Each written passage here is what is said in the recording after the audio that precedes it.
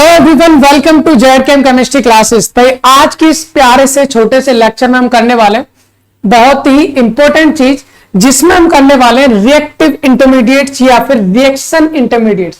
भाई ऑर्गेनिक के रिएक्शंस जो होती हैं, बहुत सारी रिएक्शंस ऐसी होती हैं जो डायरेक्ट रिएक्टेंट से प्रोडक्ट में चेंज नहीं होती, उनके बीच में कुछ स्पीसीज बनती है जो बहुत कम टाइम के लिए बनती है, उनको हम रिएक्टिव इंटरमीडिएट्स कहते हैं। वो स्पीसीज कौन कौन से हो सकते हैं भाई? कार्बोकेटायन हो सकता है, कार्बोनायन हो सकता है, फ्री रेडिकल हो सकता है, कार्बीन हो सकता है, नाइट्रीन हो सकता है, बेंजाइन हो सकता है।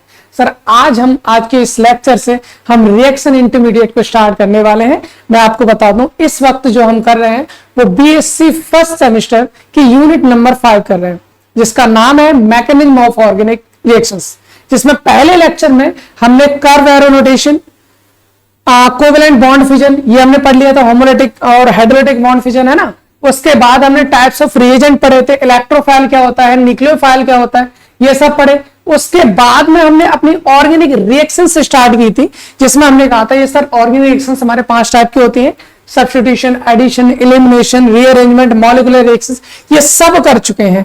पर हाँ भाई, मेरे को बाद में पता चला ये मेरा फॉल्ट था कि मैंने बिना चेक किए, बस एक ही वीडियो थी जो बिना चेक किए अपलोड कर दी थी। एक्चुअली में उसमें जब रीअरेंजमेंट रिएक्शन करा रहे थे तो वहां पर पिनेकोलोन रीअरेंजमेंट रिएक्शन जो है उसमें थोड़ा सा मिस्टेक हो गया था। तो एक्चुअल में सूट तो ठीक हुआ था, लेकिन जो एडिटिंग के टाइम पर शायद कुछ इशू आ गया टेक्निकली, तो वो हमारा लेक्चर जो है जो आपको ठीक से नहीं दिख रहा होगा, जिसमें हमने रीअरेंजमेंट रिएक्शन को तो एक्सप्लेन कर दिया, लेकिन पिनेकोलोन रीअरेंजमेंट रिएक्शन हम पढ़ाते हुए और हमने ध्यान नहीं दिया, उसमें थोड़ी सी प्रॉब्लम आ गई थी, है ना। तो आप लोगों को कंप्लेंट आई, तब मैंने वापस से रीचेक किया उसको। चलिए कोई बात नहीं, मैं आपको उसको वापस से बता देता हूं कि वहां पर क्या होता है हमारा, ठीक है। तो उसमें कोई लोड नहीं है, यह है हमारा भाई पिनेकोलोन रीअरेंजमेंट रिएक्शन था। ये एक्चुअल में यहां तक तो हमने बता दिया था, उसके बाद दिक्कत कर रहा था। चलिए मैं इसको वापस रिपीट कर देता हूं, ये रिएक्शन होती क्या है। चलिए एक काम करते भाई, यहां से मैं एक चीज पता चल रहा था भाई, एक चीज क्या पता चल रहा था, इसको मैं हटा देता हूं ताकि मैं फिर से वापस से एक्सप्लेन कर सकूं। पता आपको ये रखना है कि अगर मैं बात करूं भाई यहाँ की पिनेकोलोन रीअरेंजमेंट रिएक्शन में, एल्कोहल ऑल कहां आता है भाई? एल्कोहल में आता है। ऑन कहां आता है? कीटोन में आता है। हम बता चुके थे। यहां पर एल्कोहल से एक्चुअल में कीटोन बनता है। एल्कोहल से क्या बनता है? कीटोन बनता है। और एल्कोहल भी कौन सा होता है भाई? एल्कोहल वो होता है जिसमें 2 OH ग्रुप एडजेसेंट कार्बन पर लगे होते हैं, यानी कि बराबर वाले कार्बन पर ही 2 OH लगे होते हैं, इसे हम बोलते हैं पिनेकोल। ठीक है सर। इसमें होता क्या भाई, ये जो रिएक्शन होती है ना, एक्चुअली ये रिएक्शन होती है हमारी एसिड की प्रेजेंस में। सर कोई सा भी एसिड हो सकता है, चाहे आप लुईस एसिड ले लो या नॉर्मल एसिड ले लो। भाई एसिड है तो H+ देगा, बिल्कुल देगा। अगर H+ देगा तो प्लस पर अटैक कौन करता है?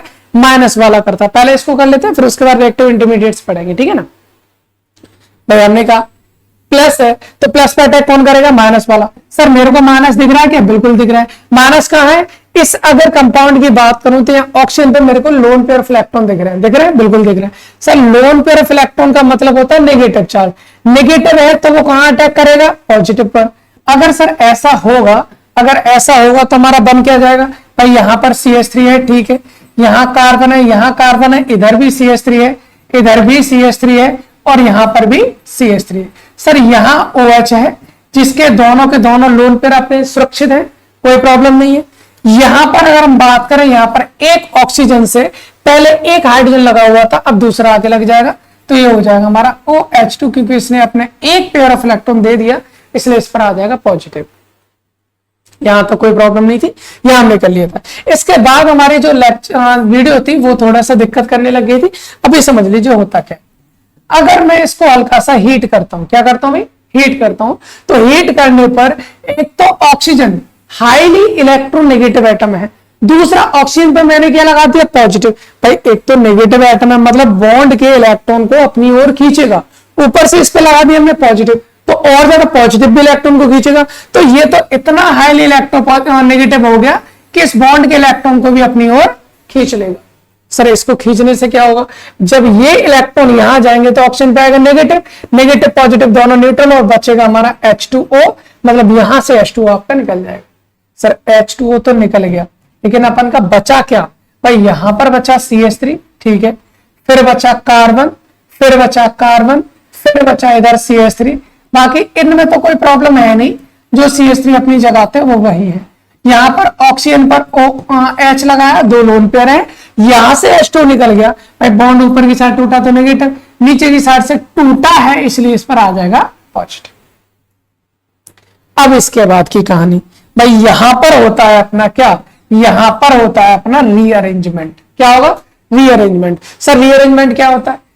To get a highly stability, यानी कि स्टेबिलिटी को प्राप्त करने के लिए इनमें किसी भी मॉलिक्यूल में किसी एक एटम से कोई ग्रुप या एटम उठकर किसी दूसरे एटम पर जाकर लग जाता है, उसे हम बोलते हैं रीअरेंजमेंट। सर यहां पर पॉजिटिव चार्ज है, पॉजिटिव चार्ज को मेरे को करना है खत्म। अगर पॉजिटिव को खत्म करना है तो इससे लगेगा कोई नेगेटिव। अब नेगेटिव तो कहीं दिख नहीं रहा, लेकिन हाँ लोन पेयर मेरे को दिख रहे हैं। अब लोन पेयर दिख रहा है तो लोन पेयर यहां पर आएंगे कॉन्जुगेशन में, ठीक है। अगर सर ये लोन पेयर नीचे आके बॉन्ड बनाएंगे, कार्बन की वैलेंसी कितनी होती है? 4 होती है। 1 2 3 4 पहले से बॉन्ड है, 5वां बॉन्ड बनेगा तो एक बॉन्ड टूटना पड़ेगा, बिल्कुल सर ये वाला बॉन्ड टूट जाएगा यहां। अब ये वाला जैसे ही बॉन्ड यहां से टूटेगा, जैसे ही बॉन्ड यहां से टूटेगा इस पर नेगेटिव आएगा, और ये नेगेटिव जाके कहां लग जाएगा? पॉजिटिव। कहने का मतलब ये सर ये वाला जो CH3 है वो उठकर कहां पहुंच जाएगा? इस प्लस के पास। जरा बताना कैसे होगा भाई? होगा ये यहां पर CH3 है, ठीक है, single bond C, single bond C, single bond CH3। अब देखो इस पर ये वाला CH3 भी लगा है, कोई प्रॉब्लम नहीं। अब देखो वो क्या रहा है, ये जैसे ही लोन पे नीचे है यहां पर आ जाएगा डबल बॉन्ड OH, और इस पर आ जाएगा पॉजिटिव, क्योंकि इसने अपने इलेक्ट्रॉन पेयर दिए। बिल्कुल सही बात है। बॉन्ड इधर टूटेगा तो इस पर नेगेटिव आएगा, नेगेटिव कहां चला गया? पॉजिटिव, यानी ये CH3 जाके लग जाएगा, ये हमारा प्रोडक्ट बन जाएगा। और भाई साहब इसके बाद की कहानी ये है कि कैटलिस्ट, जिसे हम उत्प्रेरक कहते हैं, उसका एक नेचर होता है कि भाई साहब वो किसी भी रिएक्शन में यूज नहीं होता। यूज का मतलब है फिनिश नहीं हुआ, खत्म नहीं हुआ, जितना है रिएक्शन के बाद उतना ही मिल जाएगा। इस रिएक्शन में हमने कैटलिस्ट यूज किया था एसिड, एसिड से मिला H+, हमने इसको ले लिया। अब वापस से H+ को देना भी तो है, और देने के लिए क्या करेंगे भाई? अपन को दिख रहा है यहां पर OH पॉजिटिव है, तो इसका मतलब यह है कि यहां पर एक हाइड्रोजन इस तरह से लगा हुआ है, और लगा हुआ है तो ये ऑक्सीजन इलेक्ट्रॉन नेगेटिव है, दूसरा पॉजिटिव है, तो इसके बॉन्ड के इलेक्ट्रॉन को कहां करेगी? अपनी ओर तोड़ लेगी। सब तोड़ने से क्या होगा? तोड़ने से भी ये हो जाएगा यहां पर CH3, ठीक है, C क्या बचेगा? Double bond O। क्यों? क्योंकि भाई इधर बॉन्ड टूटेगा तो इस पर नेगेटिव, नेगेटिव पॉजिटिव दोनों खत्म।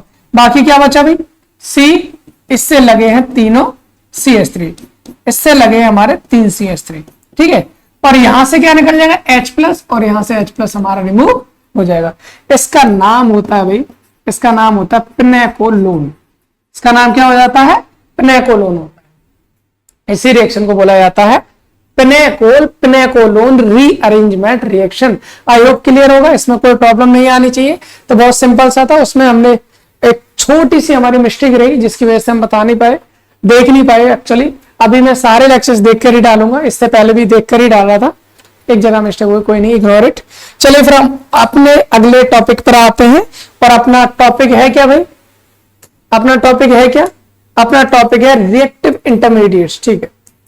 रिएक्टिव इंटरमीडिएट्स को अब हम कर देते हैं स्टार्ट। क्या होता है रिएक्टिव इंटरमीडिएट्स? मैंने आपको पहले ही बताया भाई। क्या बताया सर? रिएक्टिव इंटरमीडिएट्स का मतलब है कोई भी रिएक्शन हमारी हो रही है, ठीक है, और रिएक्शन हो रही है, अगर वो एक स्टेप में नहीं हो रही, एक से ज्यादा स्टेप में हो रही है, तो उसमें कुछ इंटरमीडिएट्स बनते हैं। मतलब बीच में कुछ ऐसी स्पीसीज बनती हैं जो हमारी कम टाइम के लिए बनती हैं, और उनका बनना बहुत जरूरी होता है, क्योंकि उनकी स्टेबिलिटी हमारे प्रोडक्ट को बताती है कौन सा प्रोडक्ट हमारा बनने वाला है। इसलिए हमको जानना बहुत जरूरी है कि रिएक्टिव इंटरमीडिएट्स क्या होता है। पहली बात तो ये जान लीजिए कि रिएक्टिव इंटरमीडिएट्स एक्चुअल में कितने टाइप के हैं जो हमको पढ़ने हैं। भाई हमारे पास 6 टाइप के रिएक्टिव इंटरमीडिएट्स हैं। कौन कौन सा भी? पहला है कार्बोकेटाइन। मतलब कार्बोकेटाइन का क्या होता है भाई? कार्बोकेटाइन का मतलब होता है सर, कार्बोकेटाइन का मतलब होता है कार्बन पर है पॉजिटिव चार्ज। कार्बोकेटाइन का मतलब क्या होगा? कार्बन पर है पॉजिटिव चार्ज, तो उसको हम कार्बोकेटाइन बोलेंगे। यदि कार्बन पर है नेगेटिव चार्ज तो उसको हम एनायन बोलेंगे। यदि कार्बन पर है कोई रेडिकल तो उसे कार्बन फ्री रेडिकल बोलेंगे। अब यहां पर कार्बीन, नाइट्रीन, बेंजाइन, कार्बन की एक्चुअल में 4 वैलेंसी होती है, 4 में से 2 बॉन्ड है, बाकी 2 इलेक्ट्रॉन रह गए खाली, उसको हम कार्बीन बोलेंगे। नाइट्रोजन की 3 वैलेंसी होती है भाई, जिनमें से एक बॉन्ड है, बाकी 2 इलेक्ट्रॉन रहेंगे खाली, उसको हम नाइट्रीन बोलेंगे। भाई बेंजीन में क्या होता है, बेंजीन में हमारे पास 3 डबल बॉन्ड होते हैं, लेकिन एक डबल बॉन्ड जो है वो ट्रिपल बॉन्ड बनाता है, तो इसको हम बोलेंगे बेंजाइन। सर ये क्या मतलब हुआ भाई, ये तो अभी हमने नॉर्मली बता दिया है कौन सी चीज किस तरह से होगी, लेकिन अभी हमको इनको क्या करना है, डिटेल पढ़ना है कि भाई क्या क्या होते हैं हमारे रिएक्टिव इंटरमीडिएट्स। कार्बोकैटायन क्या करता है, कार्बोनाइन क्या करता है, फ्री रेडिकल क्या करता है, कार्बीन क्या करता है, नाइट्रीन क्या करता है, बेंजाइन क्या करता है, कहां बनता है, कैसे रिएक्शंस होंगी, क्या इनकी स्टेबिलिटी होगी, क्या इनका रीअरेंजमेंट होगा, सब कुछ हम यहां पर पढ़ने वाले हैं। चलिए फिर पहला टॉपिक अपना स्टार्ट करते हैं, कार्बोकैटायन। क्या करते हैं भाई, कार्बोकैटायन। सर क्या होता है कार्बोकैटायन, ये बताने की आवश्यकता नहीं है, हम सीधा सीधा बोलेंगे। फिलहाल आपके एग्जाम कैसे हैं, ऑब्जेक्टिव है, तो उसके बेस पर अगर हम देखें तो नॉर्मली डायरेक्ट करते जाते हैं, इसमें कोई थ्योरी की आवश्यकता नहीं होगी। कार्बो मतलब कार्बन, कैटायन मतलब धनायन, मतलब कार्बन पर क्या होगा भाई, पॉजिटिव चार्ज होगा। कार्बोकैटायन होता है जहां कार्बन पे कौन सा चार्ज होता है, पॉजिटिव। अगर पॉजिटिव चार्ज है तो भाई कोवेलेंट बॉन्ड फिजन हमने बताया था 2 टाइप का। कोवेलेंट बॉन्ड फिजन कितने टाइप का बताया, 2 टाइप का, एक होमोलिटिक, दूसरा हेट्रोलिटिक। भाई 2 ही बताया था, एक होमोलिटिक बताया था, दूसरा हमने हेट्रोलिटिक बताया था। अगर हम होमोलिटिक बॉन्ड फिजन की बात करें, अगर हम बात करते हैं होमोलिटिक, तो वहां पर हमारे फ्री रेडिकल बन रहे थे, एक इलेक्ट्रॉन इधर और दूसरा इलेक्ट्रॉन यहां। ठीक है, हमने जान लिया था। अब पूछेंगे नहीं क्या है भाई, पहले शायद आई थिंक हाँ पहले लेक्चर में हमने ये सब पढ़ लिया था कि होमोलिटिक हेट्रोलिटिक बॉन्ड फिजन क्या होता है। दूसरा है हेट्रोलिटिक बॉन्ड फिजन। तो कार्ब एनायन जो बनता है वो किसके थ्रू बनता है भाई, ये बनता हमारा हेट्रोलिटिक बॉन्ड फिजन के द्वारा। तो हम बोल सकते हैं occurs through heterolytic bond fission. Heterolytic bond fission से ही हमारा क्या बनता है, हमारा बनता है कार्बोकैटायन बनता है। और भाई अगर कार्बोकैटायन है, कैटायन का मतलब पॉजिटिव, पॉजिटिव का मतलब इलेक्ट्रॉन की कमी, इलेक्ट्रॉन की कमी है तो इलेक्ट्रॉन को चाहेगा, इलेक्ट्रॉन को चाहने वालों को हम बोलते हैं इलेक्ट्रोफाइल। तो ये हमारा क्या करता है भाई, एक्ट एज ए इलेक्ट्रोफाइल। ये हमारा एक इलेक्ट्रोफाइल की तरह काम भी करता है, ये हमारा इलेक्ट्रोफाइल की तरह काम करता है। और जो इलेक्ट्रोफाइल की तरह काम करता है भाई हम उसको लुईस एसिड भी कहते हैं। तो it is act as a Lewis acid, ये हमारा लुईस एसिड की तरह काम भी करता है। आई होप इतनी बात समझ में आ रही होगी, इतनी बात आपको समझ में आ रही होगी, इसमें कोई भी प्रॉब्लम आपको नहीं आनी चाहिए। चलो एक काम करते हैं, अब हम आगे इसमें पढ़ने वाले हैं प्रिपरेशन। सर अगर मान लीजिए कार्बोकैटायन को बनना हो तो कैसे बनाएंगे। कार्बोकैटायन बनाने की बहुत सारी विधि होती है, बहुत सारे तरीके होते हैं, फिलहाल हम उसको थोड़ा सा जान लेते हैं। जैसे कि अगर हम बात करें फ्रॉम एल्कीन, अगर आपके पास कोई एल्कीन दे रखा है और एल्कीन से आप चाहते हो कि हमारा कार्बोकैटायन बन जाए, तो कार्बोकैटायन कैसे बनाएंगे सर एल्कीन से, बहुत सिंपल सी कहानी है। देखिए एल्कीन क्या होता है, मान लीजिए ये मेरे पास एल्किल ग्रुप है, CH डबल बॉन्ड CH2, ये है मेरे पास। ठीक है, अब इस केस में अगर आप देखोगे तो हमने भाई लास्ट यूनिट में बहुत सारी चीजें पढ़ी थी, इंडक्टिव इफेक्ट, ठीक है, hyper conjugation, mesomeric effect, resonance, aromaticity, सब कुछ खत्म कर चुके हैं यूनिट नंबर 4 में। तो भाई वहां से अगर आप देखोगे तो एल्किल ग्रुप हमारा इलेक्ट्रॉन डोनेटिंग ग्रुप होता है, बिल्कुल होता है, बिल्कुल होता है सर, इलेक्ट्रॉन डोनेटिंग। और यहां पर क्या है, जो डबल बॉन्ड है, यहां पर जो हमारा डबल बॉन्ड है, भाई डबल बॉन्ड में भी इलेक्ट्रॉन है, यहां से इलेक्ट्रॉन दे रहा है, तो इलेक्ट्रॉन को क्या करेगा, रिपल्सन की वजह से ये वाला बॉन्ड टूट जाएगा, वो भी किधर की साइड, आगे की साइड। भाई इधर से मान लीजिए ये हमारा इलेक्ट्रॉन दे रहा है, तो बॉन्ड कहां टूटेगा, आगे की साइड। अब मान लीजिए ये जो रिएक्शन मैं करा रहा हूं वो करा रहा हूं मैं H+ की प्रेजेंट में, H+ की प्रेजेंस में, तो देखो बनेगा क्या भाई सर, बनेगा तो ये यहां पर R है, सिंगल बॉन्ड CH है, सिंगल बॉन्ड CH2। सर क्यों, क्योंकि जब बॉन्ड आगे टूटा है भाई, बॉन्ड जिधर टूटता है उधर नेगेटिव है, और जिधर से टूटता है उधर हमारा क्या होता है, पॉजिटिव होता है। H+ की प्रेजेंस में कराएंगे तो नेगेटिव क्या करेगा, H+ को ले लेगा, और अगर H+ को ले लेगा तो H एक और मिलकर कितने बन जाएंगे, यहां पर 3, मतलब ये हो जाएगा CH3।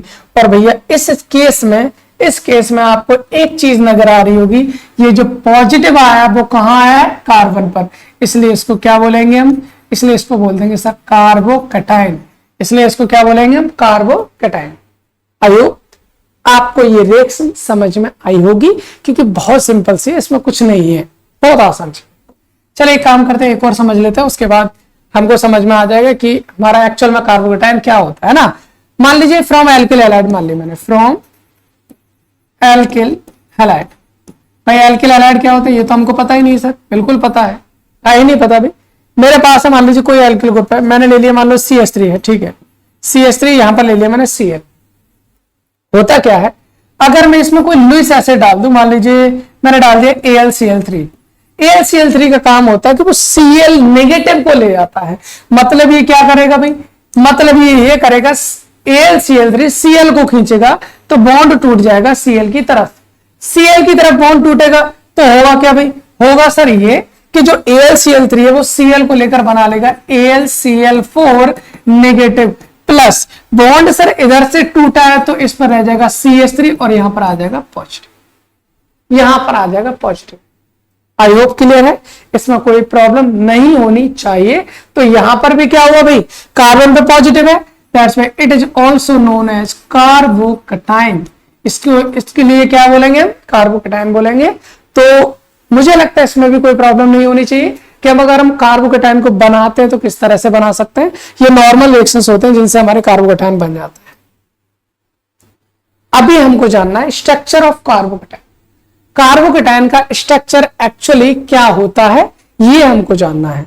तो भाई मैं आपको पहले भी शायद बता चुका हूं कि कार्बोकैटायन का स्ट्रक्चर क्या होता है। एक्चुअल में अगर हम बात करें कार्बोकैटायन की, तो पहले भी आपको बताया गया होगा कि कार्बोकैटायन का जो हाइब्रिडाइजेशन होता है वो sp2 होता है। क्या होता है भाई, sp2 हाइब्रिडाइजेशन इसमें पाया जाता है।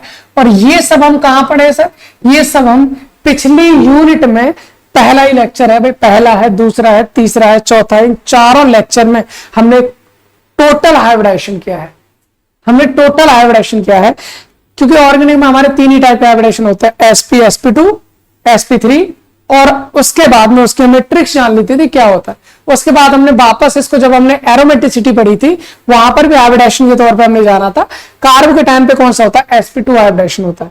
सर sp2 हाइब्रिडाइजेशन होता है, इसका मतलब क्या है, इसका मतलब ये है कि इसकी जो ज्योमेट्री है, इसकी जो ज्योमेट्री है वो क्या हो जाएगी हमारी, ट्राइगोनल प्लेनर हो जाएगी। ये हम जान चुके हैं भैया, ये आप नहीं पूछेंगे सर ट्राइगोनल प्लेनर क्यों होती है, क्योंकि हम पहले से पता है जहां पर हाइब्रिडाइजेशन अगर आपका sp2 आता है वहां पर उसकी ज्योमेट्री ट्राइगोनल प्लेनर हो जाएगी, हो जाएगी। मतलब क्या है, फॉर एग्जाम्पल हम ले लेते हैं, मान लीजिए मेरे पास CH3 पॉजिटिव है, मेरे पास क्या है, CH3 पॉजिटिव।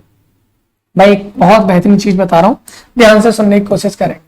भाई जब मेरे पास CH4 था, मेरे पास CH4 था, कार्बन 1 2 3 4 बॉन्ड थे, यहां भी हाइड्रोजन, यहां भी हाइड्रोजन, यहां भी हाइड्रोजन, यहां भी हाइड्रोजन, है ना।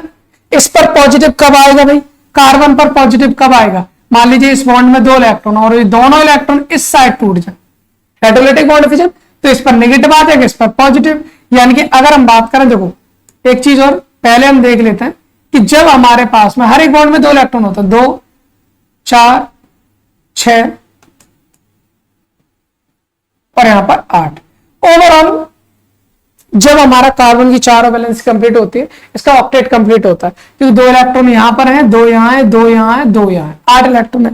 लेकिन जब इसमें हाइड्रोलाइटिक बॉन्ड फिजन होगा तो ये दोनों इलेक्ट्रॉन कहां चले जाएंगे, हाइड्रोजन पर। हाइड्रोजन पर जाने के बाद हाइड्रोजन पर आ जाएगा नेगेटिव और कार्बन पर आ जाएगा पॉजिटिव। इस पॉजिटिव में अगर आप देखो तो इसमें बैलेंस इलेक्ट्रॉन कितने बचे, 2 4 6, मतलब इसके पास कार्बोकैटायन में अगर हम देखें तो 6 बैलेंस इलेक्ट्रॉन होते हैं।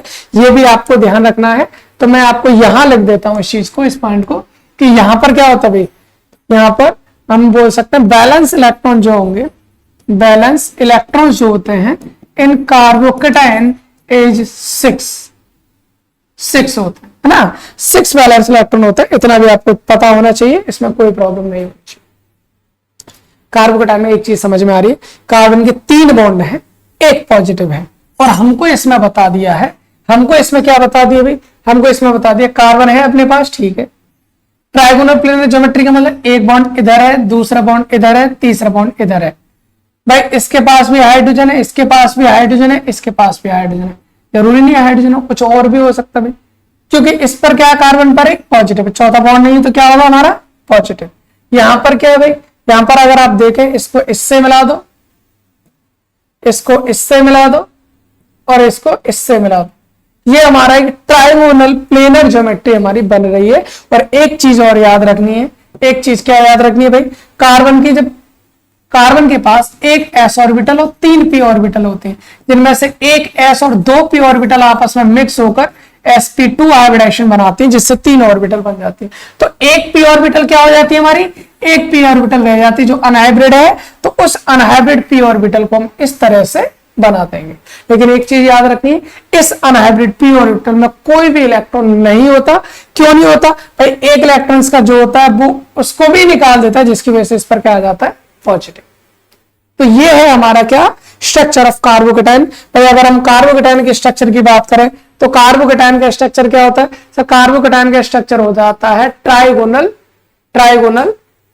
प्लेनर। कार्बोकेटाइन का स्ट्रक्चर हो जाता है ट्राइगोनल प्लेनर, जिसमें sp2 हाइब्रिडाइजेशन पाया जाता है। क्लियर सर, बहुत आसान चीज थी, इसमें कोई प्रॉब्लम नहीं होनी चाहिए। अब इसके बाद हम करने वाले हैं स्टेबिलिटी ऑफ कार्बोकेटाइन।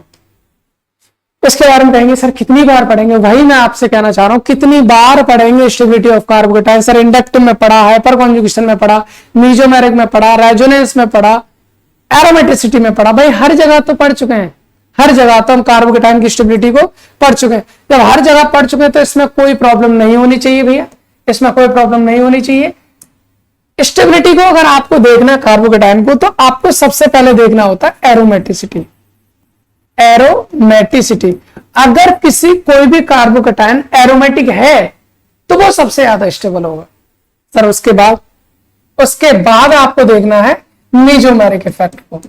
किसको देखना है, मीजोमेरिक इफेक्ट, मतलब ठीक है यही लिख देता मीजोमेरिक इफेक्ट।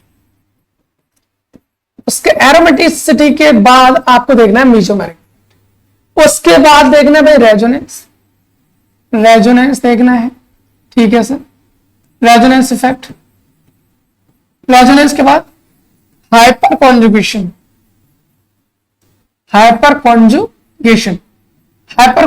देखना है, और लास्ट में देखना है आपको इंडक्टिव इफेक्ट। भाई ये कार्बोकेटाइन की स्टेबिलिटी को देखने का एक ऑर्डर है। सबसे पहले एरोमेटिक, फिर मीजोमेरिक, जिसमें रेजोनेंस, उसके बाद हाइपर कॉन्जुगेशन, फिर हो जाएगा हमारा इंडक्टिव इफेक्ट, फिर हो जाएगा अपना इंडक्टिव इफेक्ट। आई होप इतनी बात आपको क्लियर होगी। इसमें कोई भी प्रॉब्लम नहीं आनी चाहिए, इसमें कोई भी प्रॉब्लम नहीं आनी चाहिए, ठीक है, इसमें कोई प्रॉब्लम नहीं आनी चाहिए, ठीक है ना। तो ये हो गया हमारा, ये एक्चुअल में बताता क्या भाई, ये बताता हमारा स्टेबिलिटी को। और हम हर एक टॉपिक में, चाहे वो इंडक्टिव इफेक्ट हो, चाहे हाइपर कॉन्जुगेशन हो, रेजोनेंस हो, मीजोमेरिक हो, एरोमेटिसिटी हो, हर जगह हम देख चुके हैं कौन ज्यादा स्टेबल होता है। चलिए एक काम करते हैं, इसके बाद अपना टॉपिक क्या है, इसके बाद टॉपिक अपना रीअरेंजमेंट है। उससे पहले एक दो क्वेश्चन कर लेते हैं छोटा मोटा सा, जिससे कि आपको एरोमेटिसिटी का उसका स्टेबिलिटी का वापस से फंडा समझ में आ जाए। एक बार जस्ट रिवीजन स्टेबिलिटी के लिए मान लीजिए मैंने कुछ क्या कर दिया, एग्जांपल ले लीजिए। जैसे ए है, ए में मैंने ये कुछ एग्जांपल लिया है, लाइक ये यहां पर एक पॉजिटिव ले रखा है, ठीक है। बी मैंने ले रखा है लाइक दिस, यहां पर पॉजिटिव है, ठीक है। सी मैंने ले लिया, मान लो ये ले लिया मैंने, है ना। और इसके बाद डी में मैंने ले लिया, मान लीजिए एक ये कंपाउंड ले लिया, जहां पर मेरे को देखना है स्टेबिलिटी ऑफ कार्बोकेटाइन। ये सारे ही कार्बोकेटाइन है, इनमें से मैं जानना चाहूँ तो कौन सा वाला ज्यादा स्टेबल है, कौन सा वाला कम स्टेबल है। हालांकि इस टाइप के क्वेश्चन हम करा चुके हैं भाई लास्ट यूनिट में, अगर आपने नहीं देखे तो जाकर देख लीजिए, बहुत इंपॉर्टेंट चीज है भाई, बहुत इंपॉर्टेंट चीज है।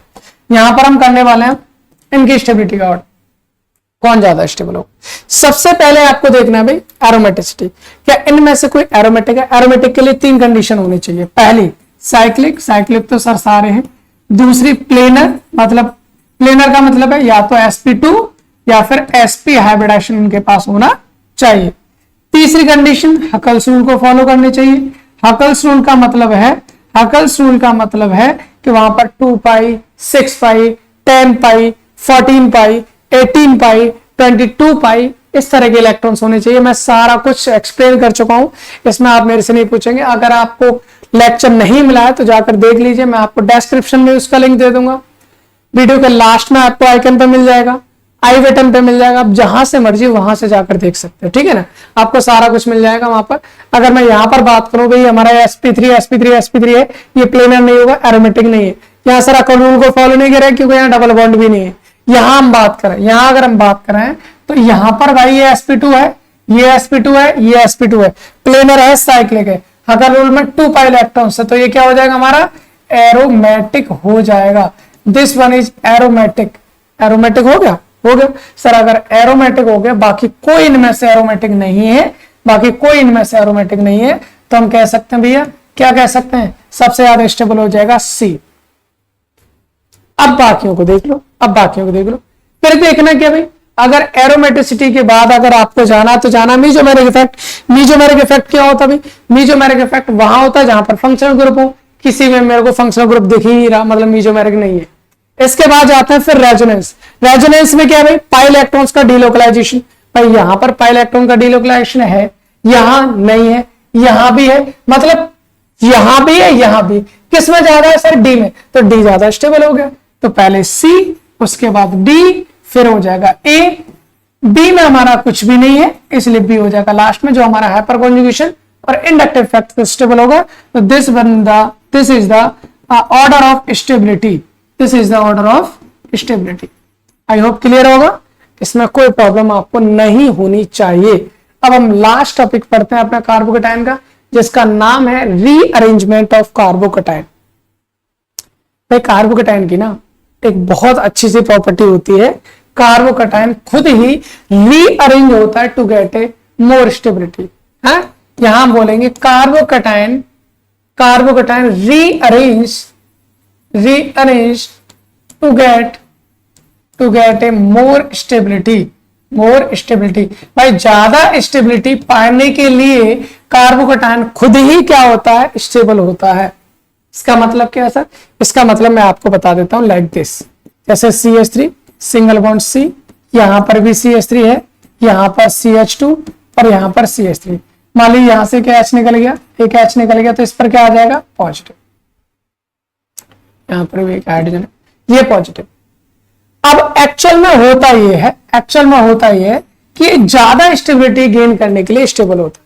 अगर मैं यहां की बात करूं भाई, इसमें ये होता है, अगर ये यहां का ऐसे मान के चलो, ये वाले हाइड्रोजन को मैं इस तरह से लगा देता हूं, ठीक है, तो इसमें एक रीअरेंजमेंट होता है, और उस रीअरेंजमेंट में ये जो हाइड्रोजन है वो उठकर कहां चला जाएगा, इस कार्बन के पास। कार्बन के पास जाने से क्या होगा, इसके पास जरा देखो पहले, यहाँ CH3 ठीक है, यहाँ कार्बन, यहाँ पर भी CH3 ठीक है, यहां पर हो जाएगा अपने पास CH, एक और H इधर आ जाएगा, तो यहां हो जाएगा CH2, फिर हो जाएगा CH3। अब देखो मतलब ये होता है कि बॉन्ड इधर टूटेगा, या नेगेटिव से नेगेटिव जाकर पॉजिटिव पर लग जाएगा, तो इस कार्बन पे क्या आ जाएगा भाई, इस कार्बन पर आ जाएगा पॉजिटिव। तो इसमें अगर आप देखो ओवरऑल, पहले पॉजिटिव यहां था, अब पॉजिटिव यहां आ गया, अब पॉजिटिव, मतलब कार्बोकेटाइन ने रीअरेंजमेंट कर लिया। रीअरेंजमेंट का मतलब क्या, हाइड्रोजन इस एटम से उठकर यहां पहुंच गया, तो कार्बोकेटाइन इधर दिखने लगा। इससे क्या होगा भाई, अगर यहां पर हम स्टेबिलिटी की बात करें, कौन ज्यादा स्टेबल है, इस वाले कार्बोकेटाइन को देखो, यहाँ एरोमेटिसिटी नहीं है, रेजोनेंस नहीं है, मीजोमेरिक नहीं है, लेकिन हाँ यहाँ हाइपर कॉन्जुगेशन जरूर है। हाइपर कॉन्जुगेशन क्या होता है भाई, अल्फा हाइड्रोजन जितने ज्यादा वो उतना ज्यादा स्टेबल। इसका अल्फा एक इधर है, एक इधर है, इस पर कितने हाइड्रोजन है, 3, इसके पास कितना है, 1, मतलब 4 अल्फा हाइड्रोजन है। इसके पास कितने भाई, 4 अल्फा हाइड्रोजन। यहां बात करें इसके लिए, ये भी अल्फा, ये भी अल्फा, ये भी अल्फा, 3 3 6 + 2 मतलब 8 अल्फा हाइड्रोजन, 8 अल्फा हाइड्रोजन। और हाइपर कॉन्जुगेशन क्या कहता है सर, हाइपर कॉन्जुगेशन कहता है कि जितने ज्यादा अल्फा हाइड्रोजन उतनी ज्यादा स्टेबिलिटी। तो इन दोनों में से ज्यादा अल्फा हाइड्रोजन इसके हैं, तो ये आपका हो जाएगा हाईली स्टेबल। मतलब हम बोलेंगे मोर स्टेबल। ये कार्बोकेटायन हमारा क्या होगा, मोर स्टेबल होगा। तो भाई कोई भी कार्बोकेटायन है हाईली स्टेबल होने के लिए उसमें रीअरेंजमेंट होता है, इसी को बोलते हैं rearrangement of carbocation. I hope इतनी बात समझ में आई होगी। इसमें कोई भी प्रॉब्लम आपको नहीं होनी चाहिए और मुझे भी नहीं है। बस आपको एक प्रॉब्लम हो सकता है, अगर आपको हाइपर कॉन्जुगेशन नहीं पता, रेजोनेंस नहीं पता, मेसोमेरिक इफेक्ट नहीं पता, तो फिर प्रॉब्लम आनी है। उसको पता करने के लिए हम सारे के सारे लेक्चर्स डाल चुके हैं आपकी यूनिट नंबर 4, जिसके लिंक आपको प्लेलिस्ट में भी, डार्क प्लेलिस्ट में मिल जाएगी। आप डिस्क्रिप्शन में चले जाइए, आई बटन पे क्लिक कर दीजिए, लास्ट में देख लीजिए आइकन में, हर जगह आपको अवेलेबल है।